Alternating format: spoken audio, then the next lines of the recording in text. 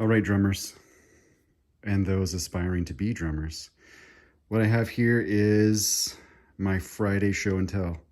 This is something not at all glamorous or maybe even interesting to you.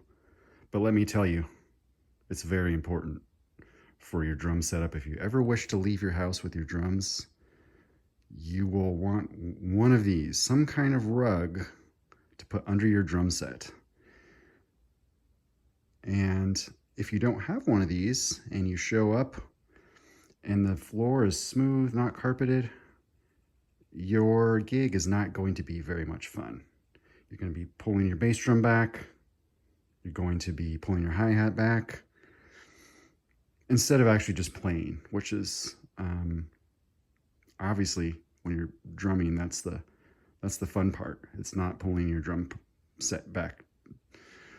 So what I have here is my version of a drum rug. So there are some commercial options out there.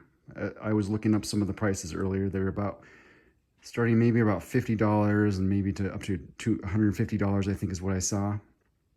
And those probably are viable options for people that just want to get it done, and maybe they have specific needs for their rugs, and maybe they just want to buy something and get over with it. What I have done, and what I have my tape measure on this, what I've done is I went to Home Depot and bought an entry mat, just with a rubber backing on it. It's like this kind of black thing, has a rubber mat on there. I've just been cleaning this up out here in my garage because it's really filthy. And I think it was originally 60 inches by about 36 inches.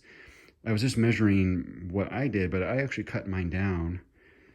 I think it's around 47 inches.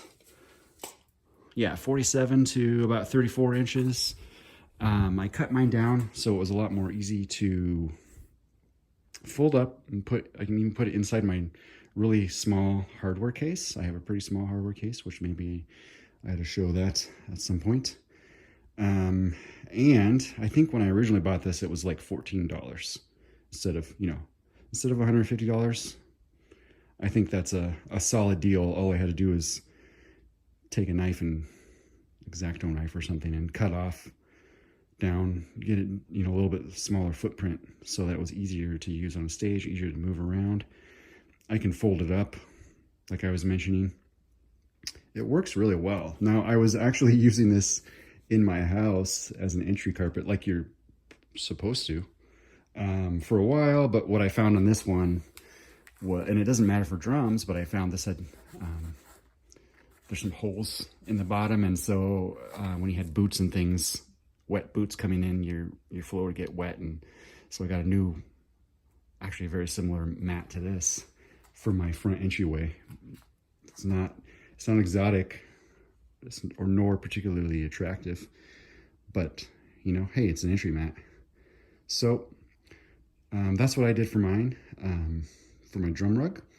I highly recommend, even if you're just starting, if you ever are going to take your drum set out of your house, you need to think about one of these things. And I remember in junior high school, it was probably 11 or 12, we did a tour, a really amazing tour at the elementary schools. And we were having to run over and borrow entry mats. And it was kind of a hassle. And then, then there wasn't an entry mat there, and then there's people slipping or whatever. That's what they're for, to keep things from slipping. So that wasn't as big of a deal. Now, fast forward to doing some professional gigs. If you're getting hired and you're getting paid, they don't particularly love it if you have to borrow their doormat. I'm just going to say that you could save yourself a lot of heartache if you just show up as a professional with your gear. And it's probably not a bad habit to start when you're young. You kind of have your checklist. You should think about maybe a checklist of things you should take with you to a gig.